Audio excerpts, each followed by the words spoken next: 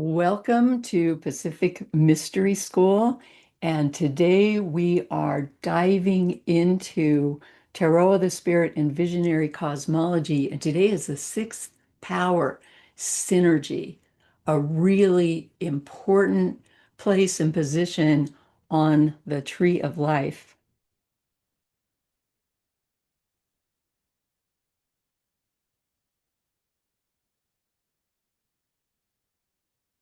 We're inside of this hermitage that we've been in for several months now, and we're going into this deep flow in our consciousness, pulling back a little bit, going into this flow, and working on the visionary cosmology for this year-long experience. And we are experiencing visionary cosmology and the tree of life as a cosmology, which means how things came to be and come to be, as a theory, as a paradigm, and as a story, with the ultimate purpose being to seek meaning.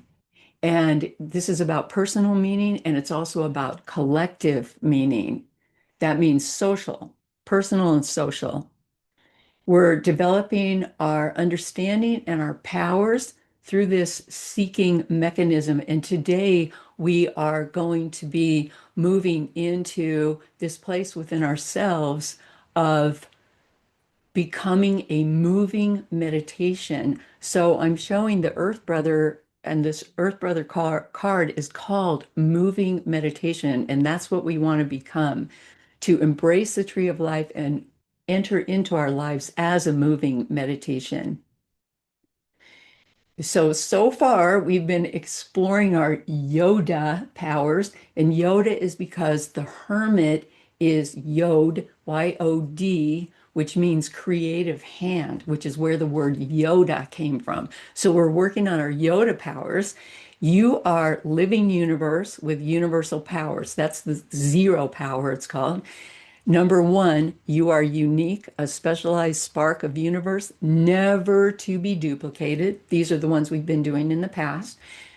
Second one, your attractions, desires, and passions illuminate your cosmic powers and contributions to the universe. That's number two. Follow your dreams. And then number three, your creations create the future of creation.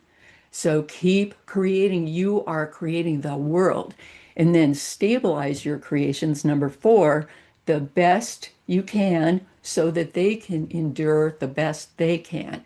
And then number five, which is what we did last time, is when change happens, release, redesign, and create anew. So we want to keep moving on the path. And here I'm showing Water Brother because this is where we are today. We are moving into not only the Earth Brother energy, but the Water Brother energy, all the brothers.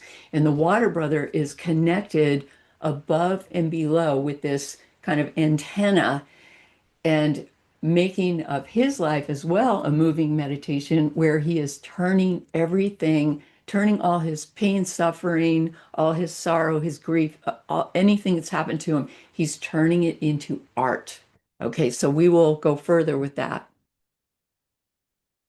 And he's becoming the Yoda, as we are, right? The secret hidden master.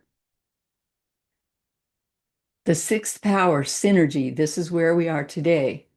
Okay, how can we stand in receptivity and be open to all this, open to our own empowerment in the midst of very powerful and subtle prevailing energies that are seeking to mold us into a consciousness that might not be a consciousness that is the direction we want to go in. Six, number six, synergistic beauty. This is what six is, synergistic beauty. And here we learn how to discover and walk the beauty way. What is this beauty way? It's beauty before and behind me, beauty above and below me, and beauty around and inside me, and letting that grow. And here I'm showing the six of earth card, which fits in number six, sphere number six. And this is where we want to be. We want to be in this six of earth, living the beauty way, no matter what is happening around us. The tree of life is a place where in each sphere, there are 10 spheres, and each sphere is a sacred teaching and a strategy. So the fives are very difficult. For example, we talked about that last time, right? And I think Carrie said, what about the sacredness of the fives? Isn't the five a sacred place, even though it's very difficult? And I want to say, absolutely it is. When you think about it, what grows us the most? What grows us? What grows our soul? Well, the difficulties we go through those are usually the things that move us, change us, and grow us the most. So that's a sphere number five. Yes, it's sacred. Each and every sphere has its sacred teachings connected with it. So for number six, the teaching is synergy. How does this all work together, including all the five energy, including all the four energy, and everything else on the tree? It all comes together and works together in a state of complexity. So, what we do at six is we embrace the complexity of it. And then this can take us to a place of beauty, bringing it alive within us. The tree of life itself is a treasure map. This is how I like to think about it. It's a map of consciousness. And within this map of consciousness, we're searching for things that are meaningful to ourselves. And with what we're doing today and in general on the tree, six is the treasure that we are searching for at the heart of the tree of life. Six is the gold. Six is the gold we are seeking. And six is the diamond heart of the tree. It is the heart of all of it. It is what we want to find. It is what we want to live in that brings us alive. It's like woohoo when we get to six. Okay, so from all the directions, many, many, many paths on the tree lead to number six. It's the only one that all the paths, not every single path, but almost all the paths lead to number six. So six is called the faceted crystal at the center of the tree of life, and it is the crystal vision at the center of the tree. So sometimes it's called the diamond, sometimes it's called the heart, sometimes it's called the crystal at the heart of the tree, or the jewel at the heart of the tree. So just to show you, I want to show you this some of this sacred geometry, and the six is at the very center of this sacred geometry. So in this particular sacred geometry, we can see an upward pointed triangle, a downward pointed triangle. We can see the X in the center and the crossing, and it all begins to form this beautiful, you'll see it forms a flower. Okay, so in the sixth sphere, here's what happens. I put as above, so below. You hear that expression in the mystery school a lot, and here's part of what it means. So you have an upward pointed triangle at the top of the tree, that's the supernal triangle or the cosmological triangle, and then near the bottom, you have a downward pointed triangle, and that one is called the astral triangle. And so, but in the six, these things begin to move together. They move together, they combine, and they cross, and they form this six-pointed star. So the energy is always moving. It's moving across and into this six-pointed star, and we're always trying to integrate all the different aspects of the tree. So this is the integration of number six, six-pointed star at the heart of the tree. And here's the hearts crossing. So these are how the hearts come together. Also, there are three lights on the tree of life, which I have talked about before. These three lights get illuminated. One light is in sphere number nine. That is the lighting up the subconscious, to put it very simply. And then another light is at the six, and this is the conscious mind. And then another light is in the one. And the number one is that is the source, the beginning of all that is. Okay, so these three lights, these are three layers of consciousness, and they all come together and they become illuminated in our, I mean, if we, they might become illuminated, this is what we're after, in our waking consciousness in sphere number six at the heart of the tree. So here's the sixth sphere, the diamond heart of the tree of life, in the middle of this sacred geometry, which is essentially our consciousness, which is the place we want to be, the place we want to live from, the heart of ourselves. The sixth sphere is the path of heart and the way of beauty, the path at the heart of the tree.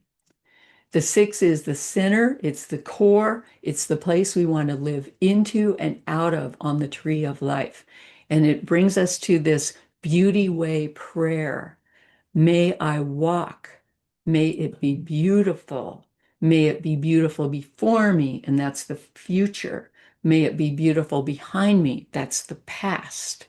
May it be beautiful to the right of me and to the left of me, that's the circle around me, my circle. May it be beautiful above me, higher consciousness. May it be beautiful below me, subconscious. May it be beautiful all around me. May it be beautiful inside me. And then it ends by saying, may I walk, may it be beautiful. In beauty, it is ended. And the it, in beauty, it is ended means illness. All illness falls away, any kind of illness, the five kind of illness, whatever's coming up in the fives, it falls away when we walk the path of beauty. So this is a sacred Navajo chant, but it also has, interestingly, it is the when uh, Saint Patrick walked across Ireland, he had essentially the same, almost the same exact chant engraved on his breastplate. So it's something that's really deep in our consciousness and becomes cross-cultural when we start to research it. But I came alive to it through the Navajo path, okay, and which I cherish. I cherish it, and I've been working with it for many, many, many years, as many of you know. Okay, and then this, you will see this is another sacred geometry pattern, and it is called the flower of life. And when you start to work with the flower of life, it's so beautiful. It encompasses the tree of life that we've been studying. Hopefully, I do have a slide of it here. Okay, I think there's one coming up so you can see. But going back to the practice, we want to live in, by, for, as, and through the diamond heart of the tree of life. This is where we're headed in our higher consciousness.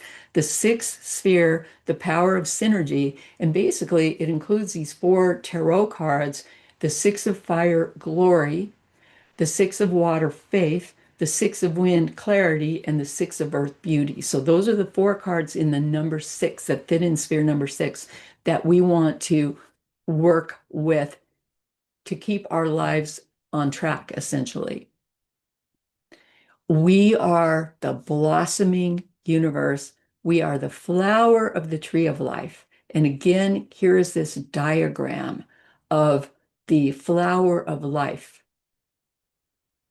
Okay, let me just double check. Yes, okay, here is where I placed it on the tree of life. And you can see that the center of the diagram of the flower of life, it meets in the center of the flower is at the six. And then you can see that the circle around the flower embraces the whole tree. And you can see the paths moving out from the six become the petals of the flower. So this is the most beautiful sacred geometry of the tree of life, and it embraces the whole tree. And then it includes the whole tree again. So Tiferet, beauty, Tiferet means beauty. That's the Hebrew word that goes with number 6 in the center of the tree. And this is a review, but I just put this in here just for your information. So number 1 is called Keter, and it means crown. It's divine, universal, or cosmic will, and it's this initial impulse of to create creation and cosmos. And it also goes back to the unity of all. It's a number 1, which breaks out, differentiates into everything, but always contains the one and moves back to the one. Okay, and then the sphere number 2, Hakma, means wisdom. And it's the power of the divine, universal, and cosmic consciousness. And it's where the fathers also live. All the number 2s live there, and all the fathers live in or around sphere number 2. Interestingly, though, the word Hakma, wisdom, is a feminine word. It's feminine and it means wisdom, Sophia. So it's male, but it's a feminine word. That's because it's receiving, receiving, receiving to get to its highest form. So the number 2 has to receive to reach a higher form. I think I'm saying too much about this right now because this is a review, but I'll just continue. So number 3, Bina, is understanding, and it is the divine universal cosmic construction of insight from raw data, the mother. Okay, and what that really means is the birthing place. It's receiving, it's creating, and it's birthing. And they say that it's about constructing insight from raw data. So I'm meditating on that right now. I love that idea from the Western Mystery School. So this is the sphere of the mother. Okay, and the number 1 pours down into both Hakma and Bina at the same time through those 2 paths at the top of the tree. So then the next one is 4. Hesed means mercy, and it is divine, universal, cosmic, loving kindness in that sphere of number 4. That's as high as you can go. Divine, universal, and cosmic, and it relates to people, our consciousness, human consciousness. Then the number 5, Gevura, means severity. And, that's where things come crashing down, judgment, limitation. And it's also about bravery, courage, and valor. And it is divine, universal, and cosmic, but it pertains to people, to humans. This is human consciousness. Okay, and number 6, Tiferet, beauty, holding complexity in awe and wonder. So this is where we are today. Can we hold complexity in awe and wonder? So this is the sphere of the son or the brother, which we'll be talking about today, right at the heart of the tree. The son, sacred, cosmic, and divine. The son strives toward realization. The sun, the brother, the wind, because the wind is the place where the sun lives in the suit of wind, represents mind, intellect, thought, and consciousness. What we think into ourselves and what we think into our world creates the way we live. It creates our happiness. It creates our creativity, what we think into it. So this is why the mind is so important. The heart is really important. That's the sphere of water. And the spirit is really important. Life force energy, that is the sphere of spirit, fire. And here we are in wind, air, mind, intellect, thought, consciousness, reason, rationality, analysis. We can also spearhead our lives, so to speak, like be motivated by thought. Sometimes it's by heart, sometimes it's by spirit, sometimes it's by thought. And so what we want to do is begin to embrace the feathers of the suit of wind, if you will. The feather represents wisdom. So we're headed into wisdom, swords, into feathers. Wind brother inhabits sphere number 6. That's where wind brother lives. All the brothers live in sphere number 6. And also, wind brother lives in the suit of wind. So he is the mind of mind because he represents mind and he lives in the suit of wind. Whereas, for example, the water brother represents mind, but he lives in the suit of water. So it's a combination of water and air, heart and mind. And the wind brother lives in sphere number 6 in the suit of wind. So he's at home in his own suit. He represents mind, intellect, thought, reason, analysis, consciousness, and he is striving to break out and through, out of the darkness. And in the picture, you can see that he's wielding these swords. He's carving his way out of darkness through thought. And as he is doing this, the swords are turning into feathers, higher consciousness. He longs for love. He longs to love. He longs for the energy of sphere 3, the divine feminine, understanding. And he also seeks to transform the swords, thought, into feathers, wisdom. These are the swords of his father, so to speak, and to transform his knowledge into wisdom. Okay, so he's working for this combination of sphere 3 and sphere 2 that are flowing into him and working to bring that into enlightened consciousness, the feathers, swords into feathers. So Wind Brother inhabits and embraces the ways of knowing also of his component parts. Okay, Wind Brother is the key brother. He's the key, but he contains fire brother energy, water brother energy, and earth brother energy.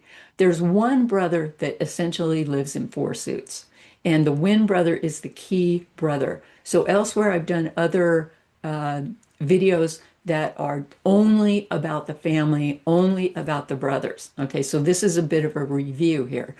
Fire brother represents fire, spirit, and energy. Water brother represents the water, the heart, the soul, and that's also dreams, the psyche, creativity. Earth brother represents earth, action, manifestation, making things happen. And all the brothers, again, live in or around sphere 6. So fire brother, wind brother is seeking to embrace the fire brother within himself in sphere 6. Fire brother is a visionary, a spirit warrior, a radical revolutionary. He's charismatic. He's an influencer. He's a podcaster. He's full of energy, spirit. Okay. And so, um, this is review too. All of these archetypal energies, like all the brothers, sisters, mothers, fathers, they're all contained within us, including all the subgroups. Like there's the wind brother. We are part wind brother. Every single one of us has that consciousness that we want to develop and realize. And then Fire Brother is also part of our energy. This is the part of ourselves that is visionary, the spirit warrior, the radical revolutionary, the poet. He's a poet too. I mean, a warrior poet. Okay. And Water Brother also has poet in him.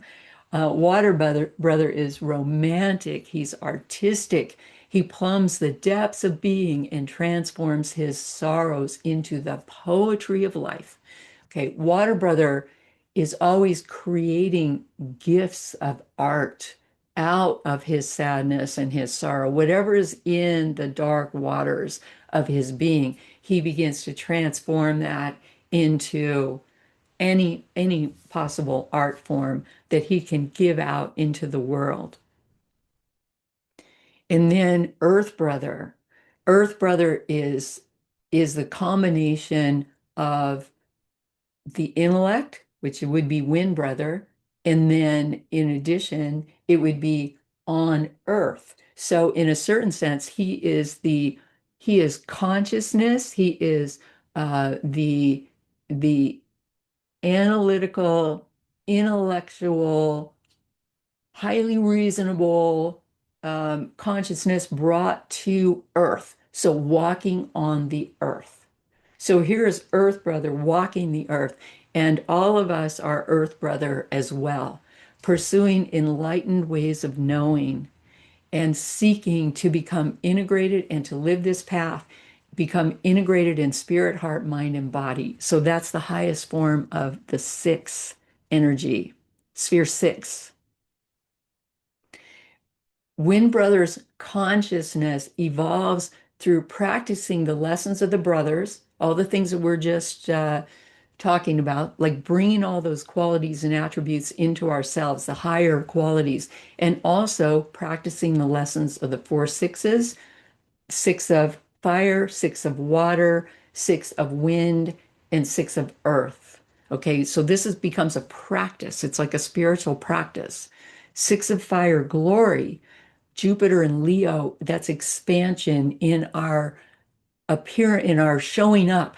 Okay, make your offering. That's the six of fire. Make your offering into the world. It's not only your gift, but it is your responsibility because you have this gift. Offer it into the world. This is part of the practice of sphere number six. Six of water, faith. Sun in Scorpio. This is shining a light on your sense of purpose and destiny. You are supported. Know that. And then go forth in joy because of it. Be in faith that it's going to be okay. It's going to be okay. So make your offering, realize it's going to be okay, and then become really clear. Six of wind, clarity. Mercury in Aquarius. So Mercury is communication, understanding, and Aquarius is new thought of the future, where we're headed, where we're going.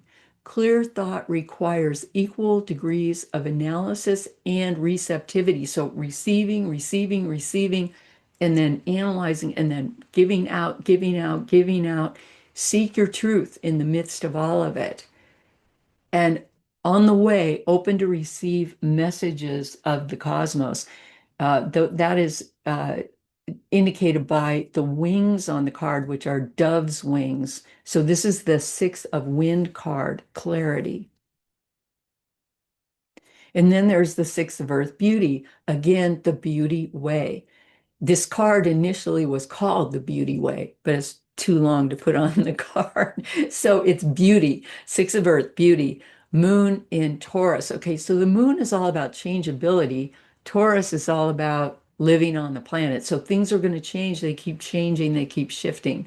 Perfect health for us requires aligning spiritually, that's fire, emotionally, water, intellectually, wind, and physically.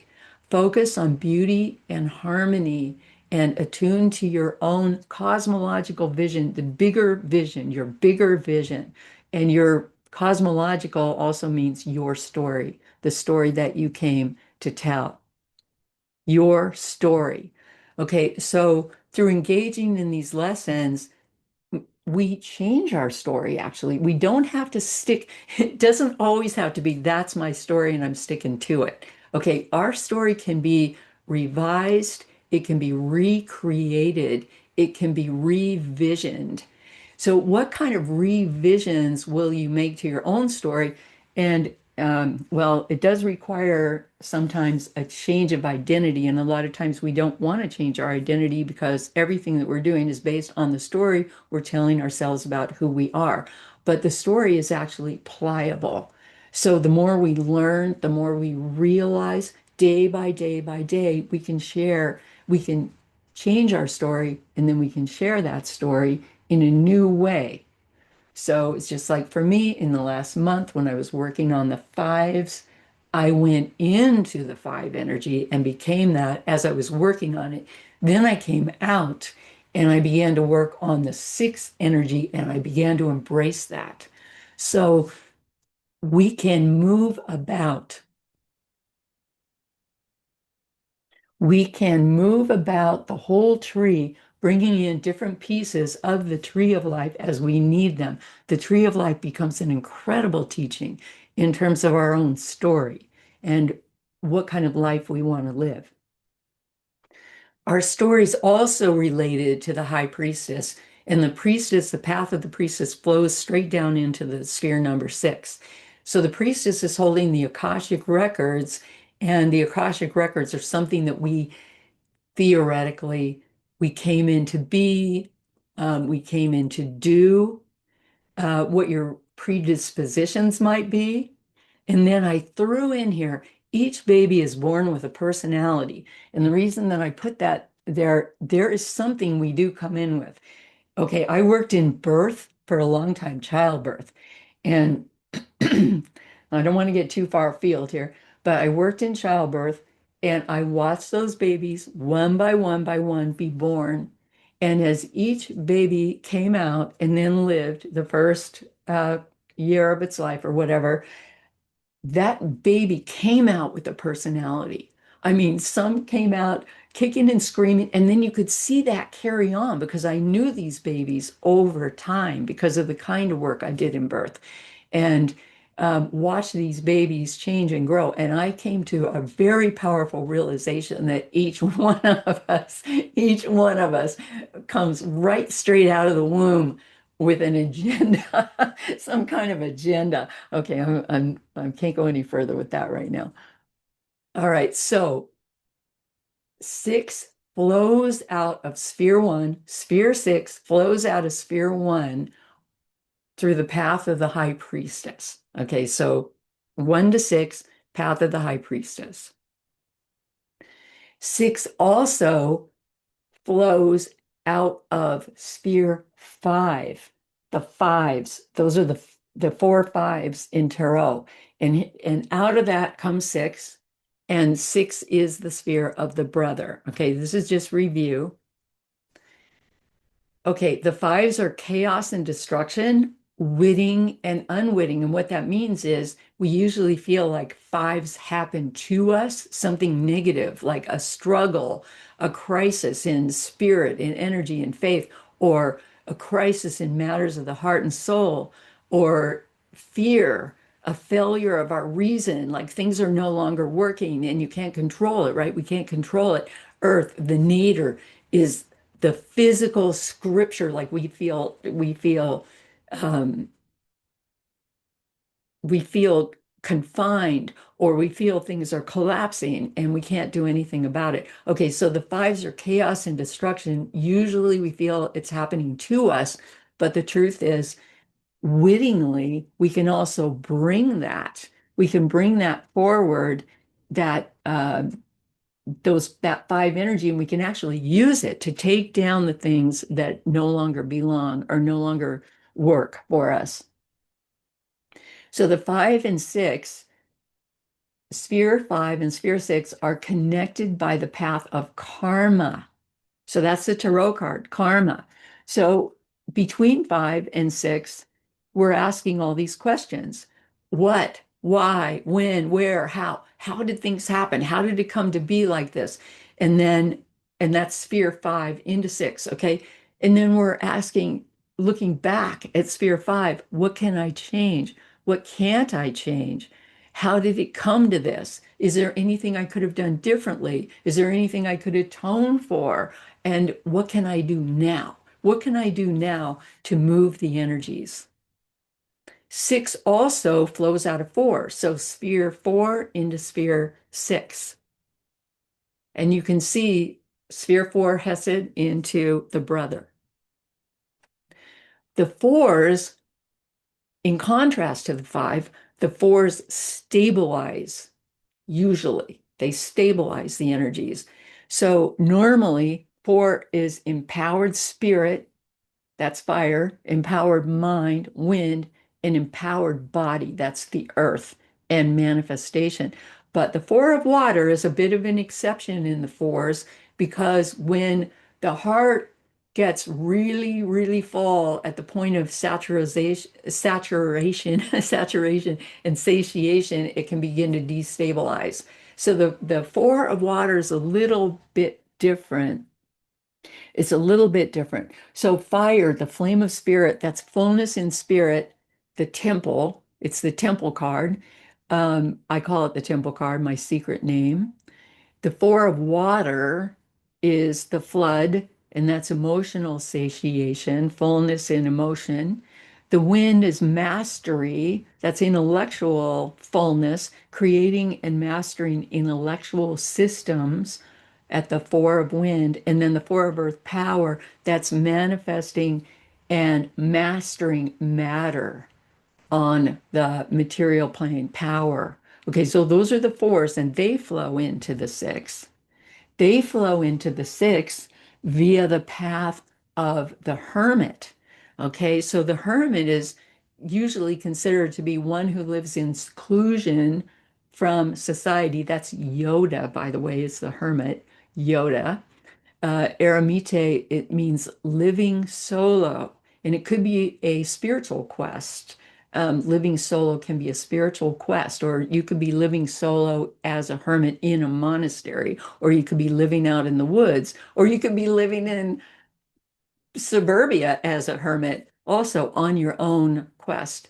And what we are seeking, if we are questing, is our own creative hand. Like, who are we? What did we come in for?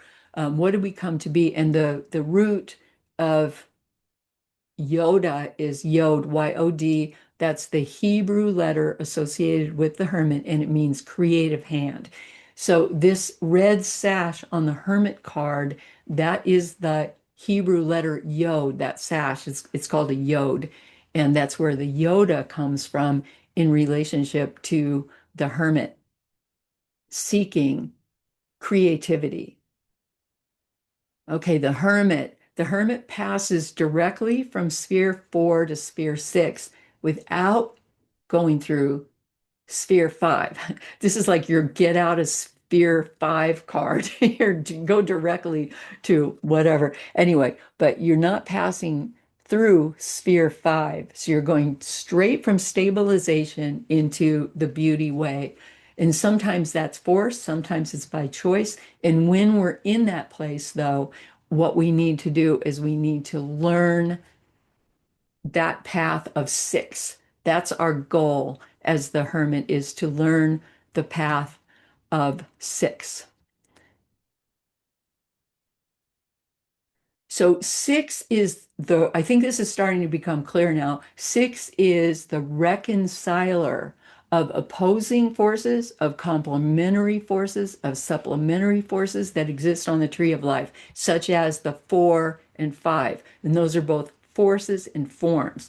So sphere number 4 is a stabilizing sphere, which in a video on sphere 4 and the video and visionary cosmology, I called it cosmos. And then the destabilizing of the 5 is called chaos. And then 6 embraces wholeness.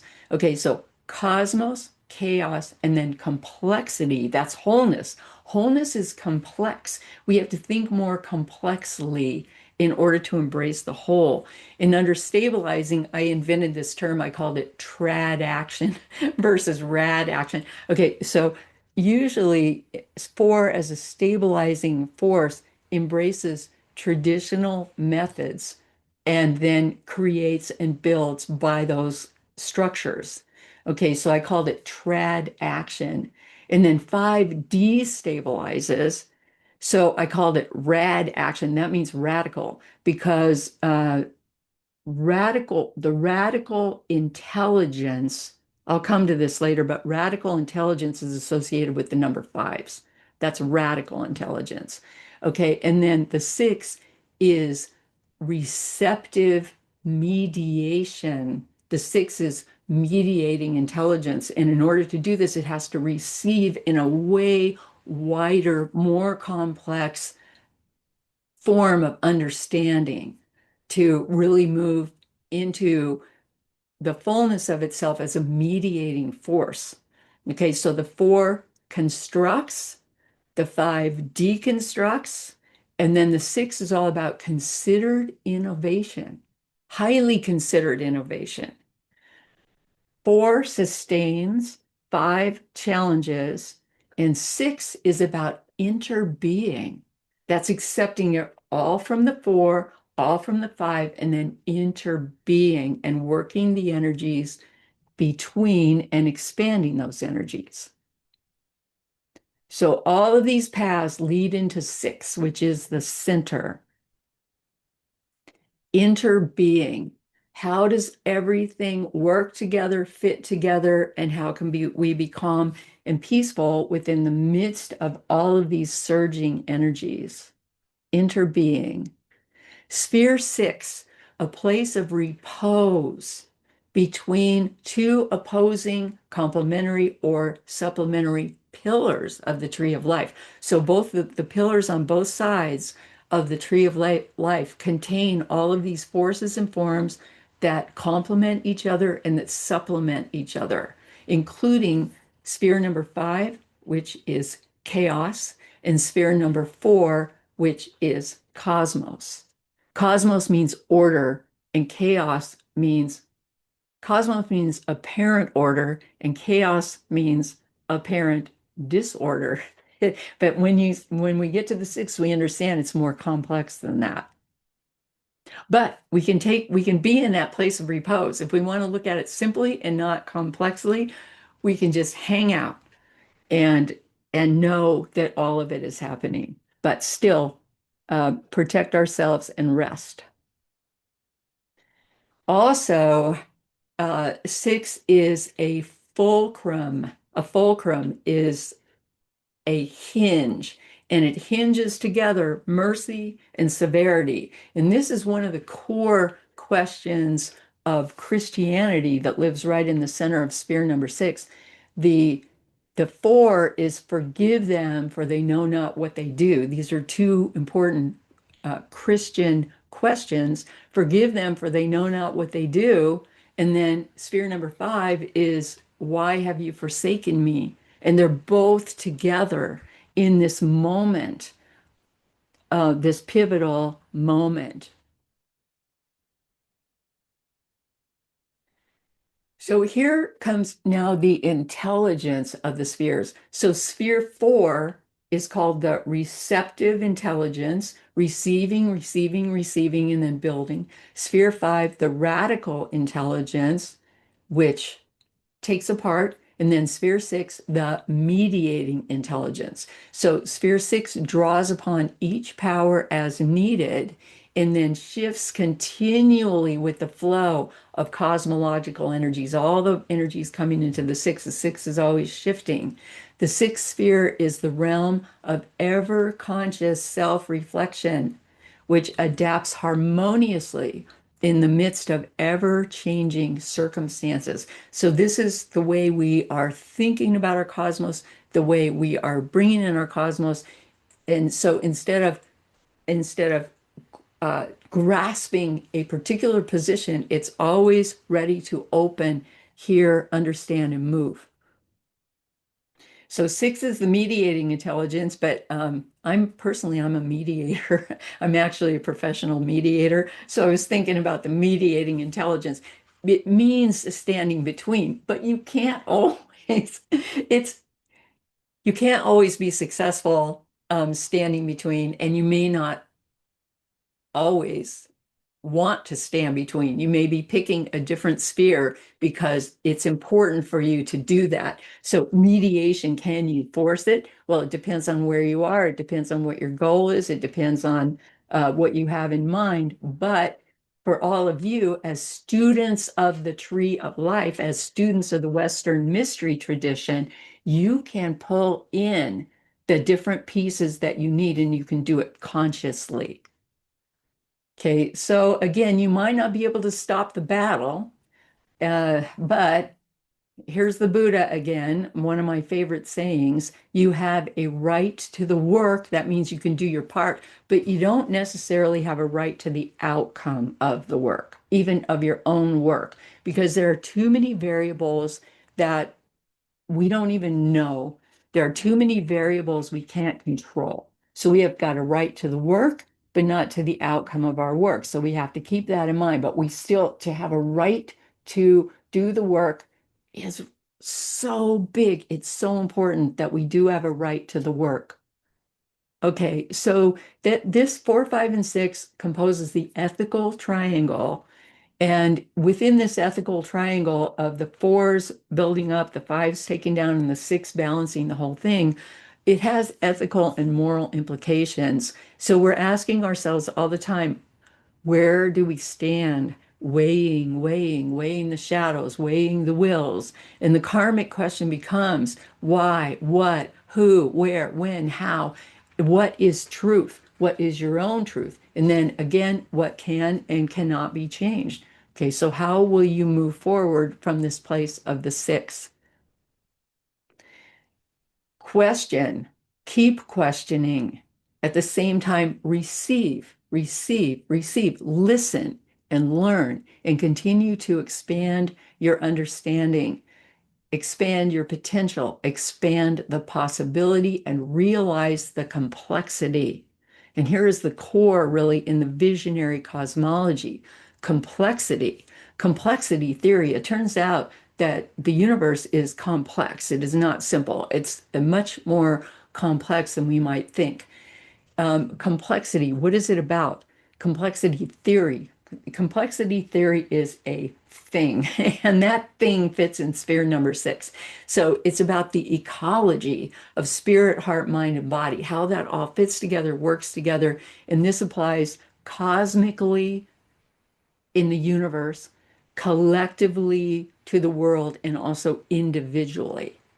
The roots of complexity theory are systems theory, chaos theory, which we talked about in the number five, and then complexity theory, which is all about synergy. Four is like how do systems work? Five is about chaos. What creates the chaos?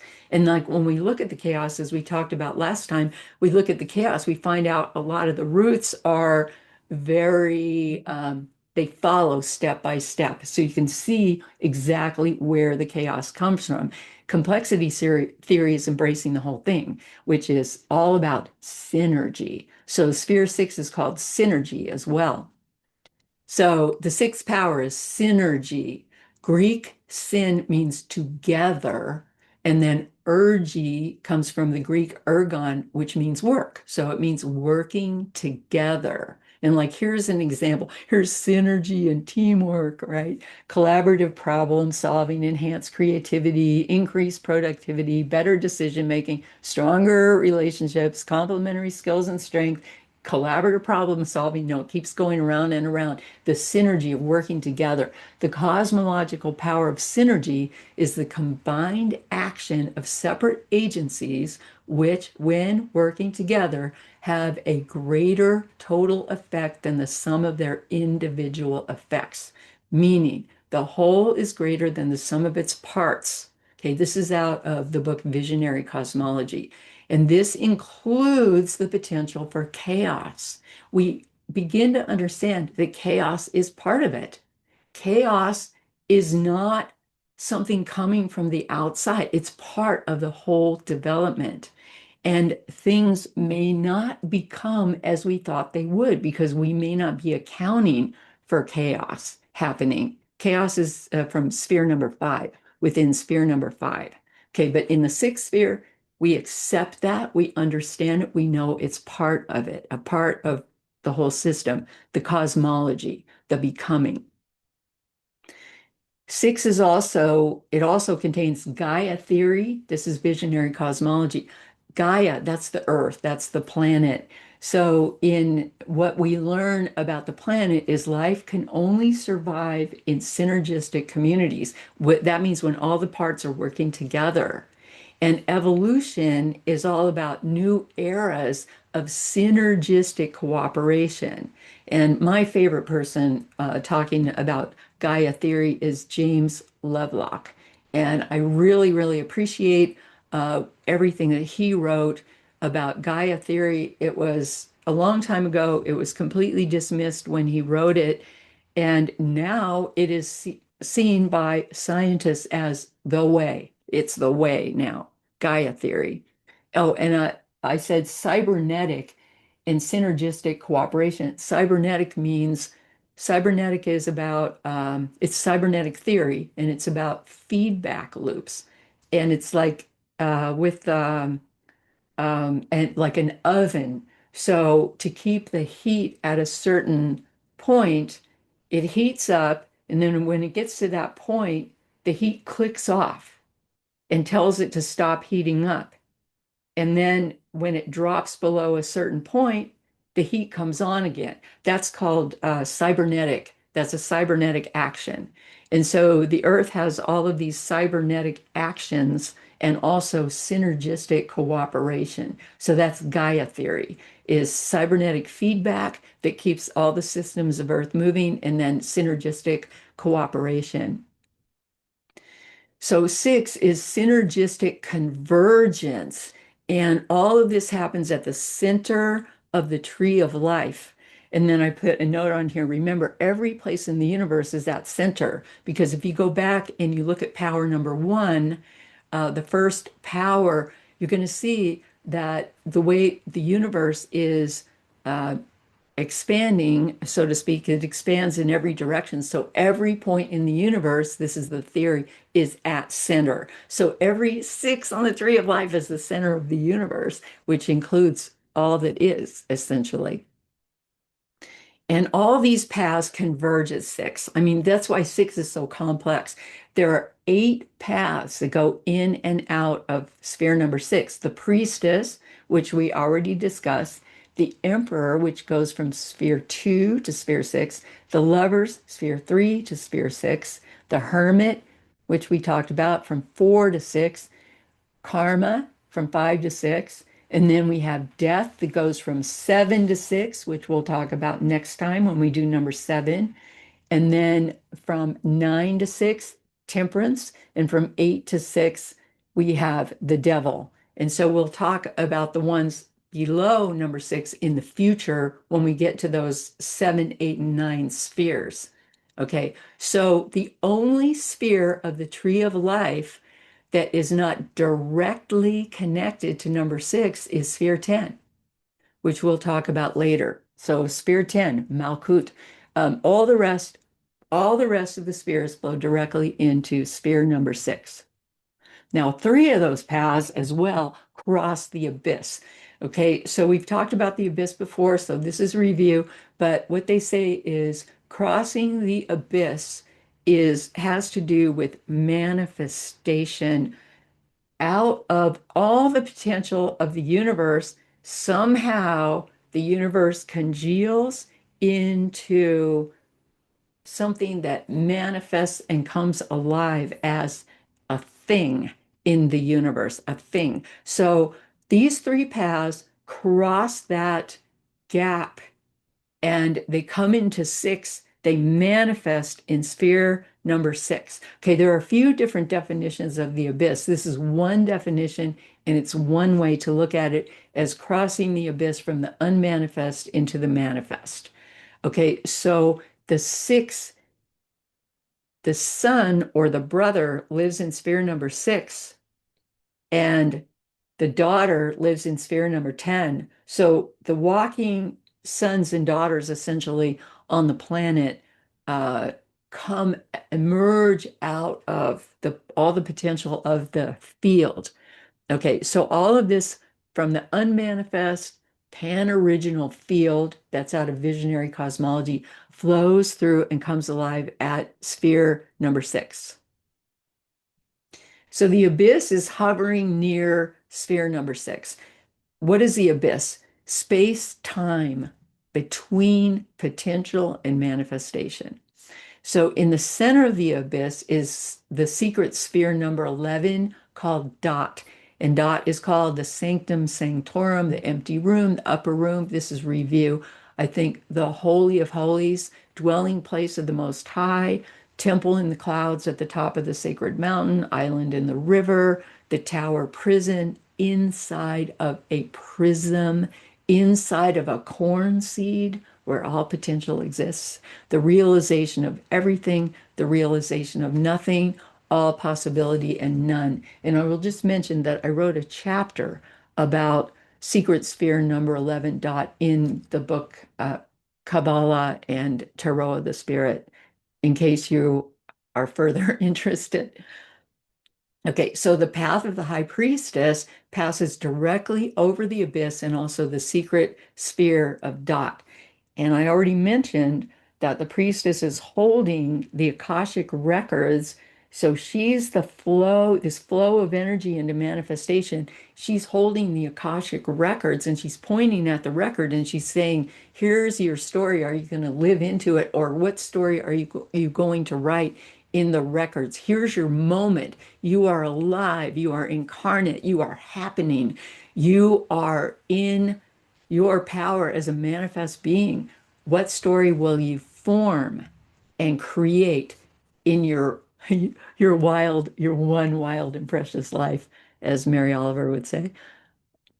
Okay, the emperor also passes over the abyss from sphere 2 to sphere 6, crossing the abyss. So the emperor is the window into secret knowledge. So we can use this path of the window to peer into other worlds. So that's just a note. You can read a lot more about any of these paths, these archetypes, the emperor, the high priestess, or the lovers. And now here's the lovers also crossing the abyss. The lovers is the major arcana card number 6. So it is more related to sphere 6 than any other paths. The Lovers Major Arcana number 6.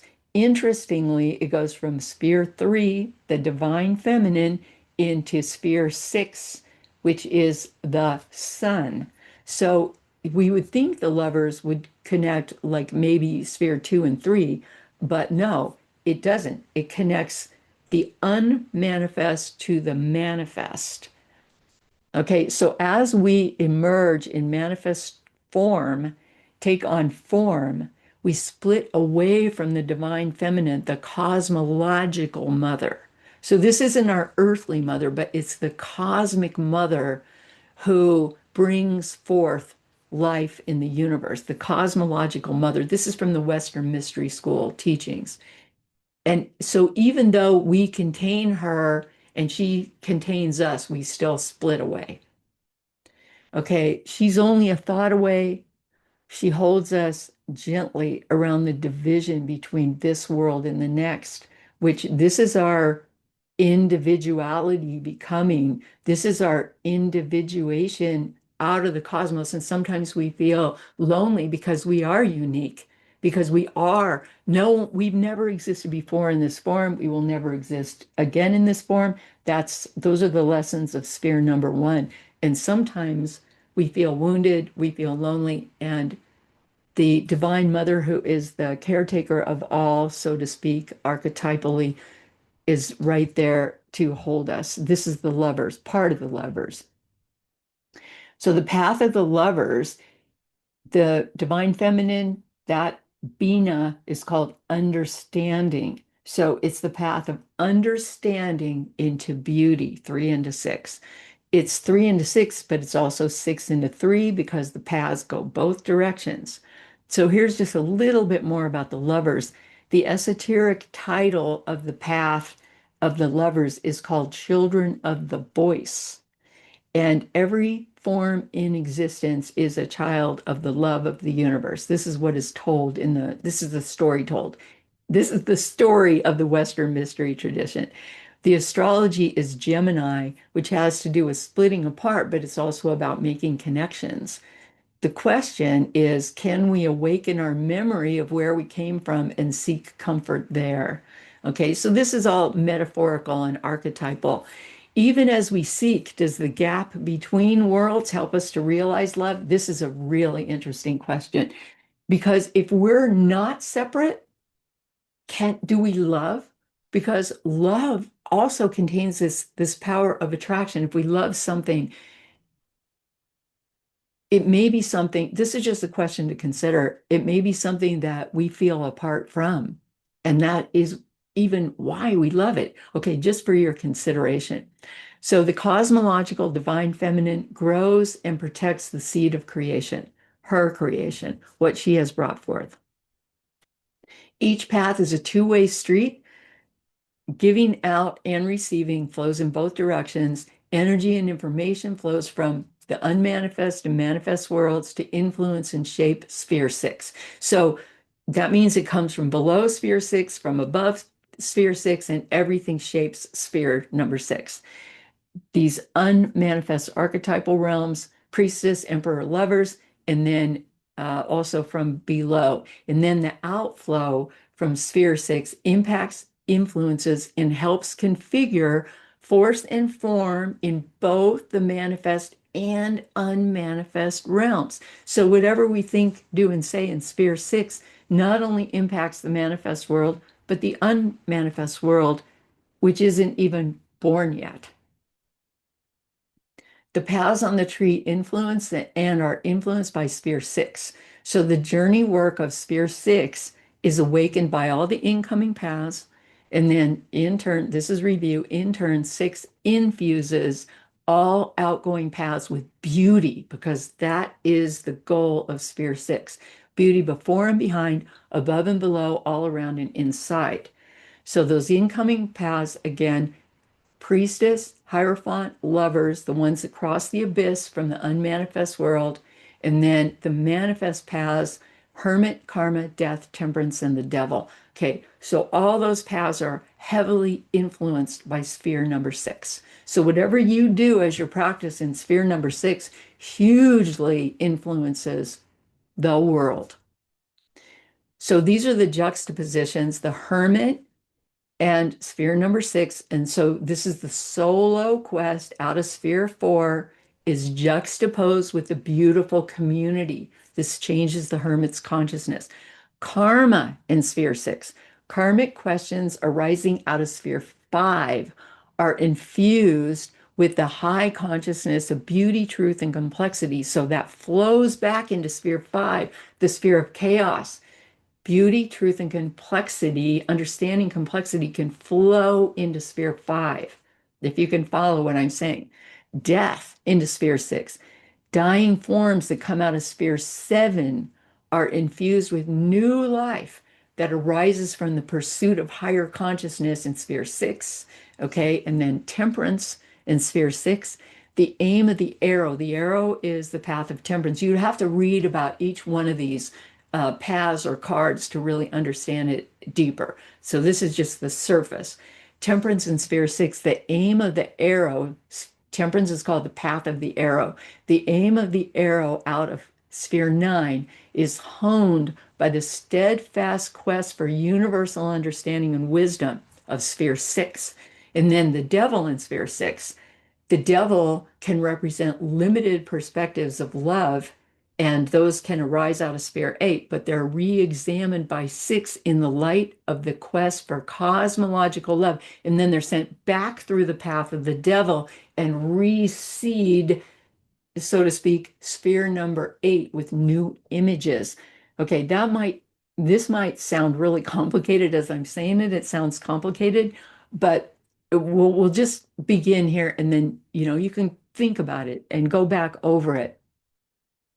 Okay, so six is related to the complex genius of the holosphere. So holosphere means it's the whole, and it's moving all the time. It's the whole cosmological sphere, and it is always moving. So at every level of creation, micro, meso, and macro, and throughout all periods of universal becoming since the universe began, constituent components emerging from the pan-original field combine to create phenomena that could not exist outside of these relationships. So things are always emerging, forming the new. And in this process, that which emerges is qualitatively different and quantitatively vaster than the sum of its parts. And what this means, you have power in sphere number six because you can wield that cosmological dynamism of synergy, which is continually being wielded throughout the universe in every way, shape, or form, creating the beauty of the universe, which is far more complex than the sum of each of its parts. Okay, the synergistic ecosystem. So ecosystem, that's like our planet is an ecosystem divided. Our planet's a biosphere, actually, that's divided into all these ecosystems that are defined as a field in which a living community and a non-living environment, these are technical terms, collaborate to form a synergistic hollow movement. It all comes together, like in the coral reef or whatever, to create this synergistic hollow movement of energies. And it's influenced by everything that comes into it, and it influences everything by what goes out of it. Okay, so this is the visionary cosmology part that fits with sphere number 6. The ecosystem is a region with an intelligence, a mind, or a consciousness. And it can be any size or shape. It can be a crack in the sidewalk. It can be a whole planet. That's an ecosystem. It can be on land, in water, anywhere. The forest, the desert, the tundra, a glacier, and then also, this interests me tremendously, borderlands between vast ecosystems are also ecosystems. They're ecosystems of interbeing. They're all ecosystem is about inner being, but the borderlands are really interesting. What happens in the borders? Hollow movement is a term from David Bohm, and interbeing is a term from Thich Nhat Hanh. So I love bringing in these are theoretical terms, and I love bringing these in to show you how they fit with the Western Mystery School and the Tree of Life. So Gaia, the planet, is a synergistic biosphere. And I hope you understand this by now or this far into it. So this is Gaia theory by James, originating with James Lovelock. So, what about the human sphere? Human society has also been considered to be a human society has also been considered to be a living organism. Why? Just like all other living organism, it grows and develops, it increases in size, complexity, and differentiation or diversity. It differentiates in structure and function. Its micro societies contain micro societies that keep going down, down, down. And when it's destroyed, when a human society is destroyed, parts live on. This is the biological theory of the collective. And essentially, what it says is change happens along with adaptation, and events and people create social change and evolve. So it's not an accident. It just keeps moving. It keeps going. It keeps moving. It keeps changing, like an organism. And this brings us to the whole point, the power of synergy in your life. So how will you create and participate with all of the ever emerging possibility that is always around you? What will you do? So sphere 6, the astrology is the sun. And the sun is about shining a light on it. It's our life-giving star, the sun, and it symbolizes consciousness. It symbolizes spirit and vitality. It illuminates our identity and our conscious purpose. It lights up the darkness so that we can see all these things. And it's said to rule the human heart. It lights up our heart. Question, how will you choose to illuminate and act on the emerging powers of your future, within your future, what is emerging within you today, right now? How will you act on it and bring it into creating your moment, your future? How will it change you? You are a cosmological being becoming. You are born in the center of the tree of life. You are unique. You are the only one of you. I couldn't resist putting this beautiful slide in. All these beautiful babies emerging, and here we are.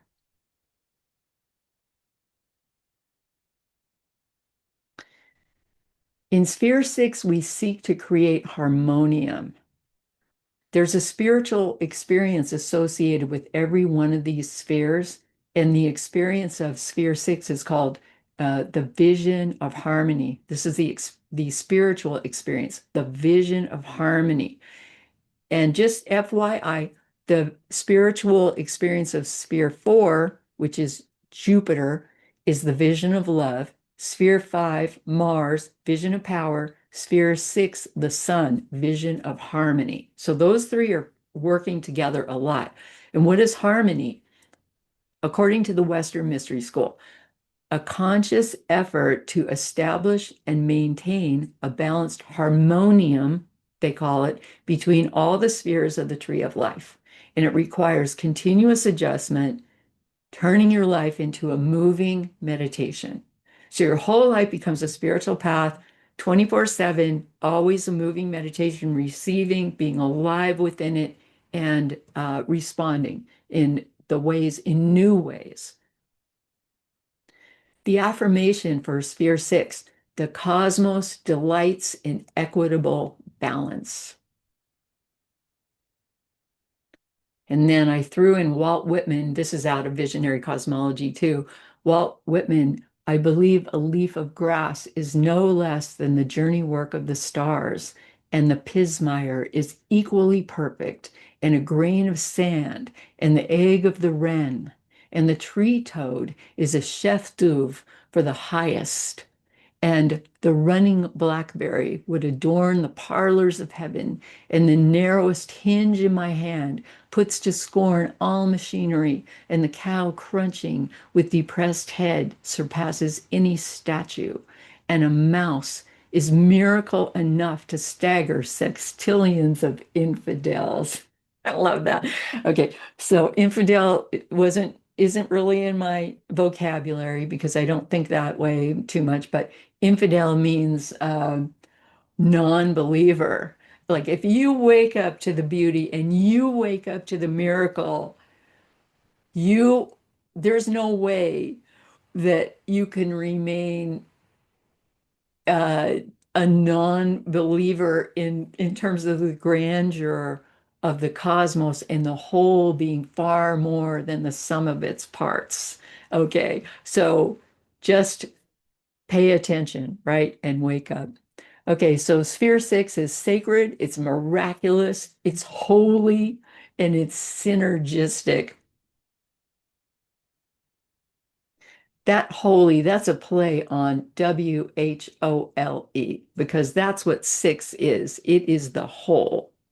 And when we really understand the whole flowing into Sphere 6, it becomes miraculous.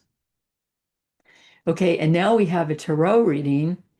And you can come back to this and pause on this.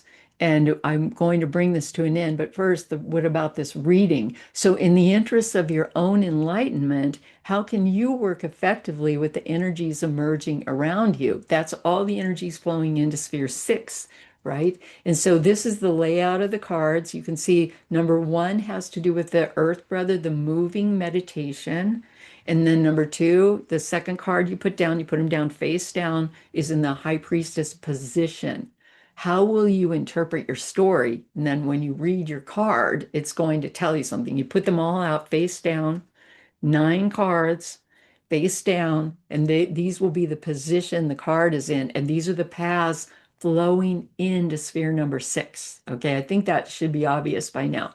So the Earth Brother, number 1, make your life a moving meditation. How can you best make your life a moving meditation? Priestess, how can you best interpret your story right now? Card number 3, how can you best, this is the Emperor position, the path of the Emperor. Card number 3, how can you best engage your divine masculine, and remember that's wisdom, and take action? Card number 4, the Lovers. How can you be healed by your divine feminine aspects, which means how can you become receptive to cosmic love? And then card number 5, the Hermit. How can you address your solitude? All of these flowing into the first card you turn up, which will be how can you make your life a moving meditation? Okay, then how can you best adjust your perception? That's the karma. And then the 7, path of death. How can you best release what needs to go? Path number 8, temperance. How can you best balance. Temperance is about balancing and getting headed, getting aligned and headed in the right direction for you. And then number 9, the devil, how can you best seek a higher form of love? So this is the reading. It's kind of a complicated reading. It might take you a little while to do. You're not going to be able to do it while I'm talking here, so you can come back and pause on this and do this reading for yourself, all about sphere number 6. These are our texts that we're using: Tarot of the Spirit, Visionary Cosmology, the Lightning Papers, Kabbalah, and Tarot of the Spirit in the Tarot of the Spirit Tarot deck. All of this goes into the formation of these videos, these lectures. This is all about the Western mystery tradition and visionary cosmology. And here's our homework, which would be reading the relevant chapters in Kabbalah and Tarot of the Spirit. So, chapter 6, the power of cosmological being. Then, in Visionary Cosmology, you read the six powers synergy and answer the questions. And then the Lightning Papers, if you're reading that, you read the story, which is chapter 6, about synergy. So, this is where we're at if you're working on your Visionary Cosmology certification, which you are welcome to do at any time. And then these are our Yoda powers. So here's a review from where we started today. You are a living universe with universal powers. You are unique, a specialized spark of universe, never to be duplicated. Your attractions, desires, and passions, they are also unique. Follow your dreams. Your creations create the future of creation. Everything you do matters. Everything you put out matters. Number 4, stabilize your creations so they can continue. And then number 5, when change happens, release, redesign, and create anew. And then this is for today. Number 6, sphere number 6, your Yoda powers. Walk in beauty, leave beauty where you pass, and see where it takes you when you start to practice that. It changes your whole consciousness. And I will end in deep gratitude for you. Thank you so much. Thank you for tracking with me. I appreciate it so much. It keeps me going and alive, and it keeps me practicing to practice with you. So this is my path. This is my spiritual path, and I love sharing it with you and also getting feedback from you, anything. Really, really appreciate it. Thank you, thank you, thank you, and bless, bless, bless, and love, love, love. Till next time.